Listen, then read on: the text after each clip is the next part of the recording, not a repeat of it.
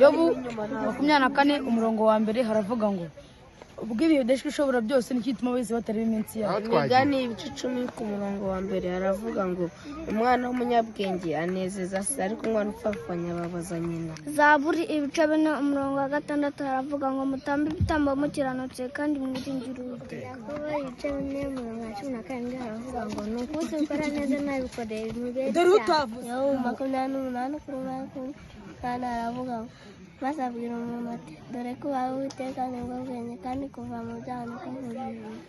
Yohana ibice 4 umurongo wa 32 aravuga ngo mfite ibyo kurya mutazi. Yesaya 55 ibice 6 haravuga ngo mushaka Uwiteka bishaka ko abona umwana umwamaza akiri bugufi.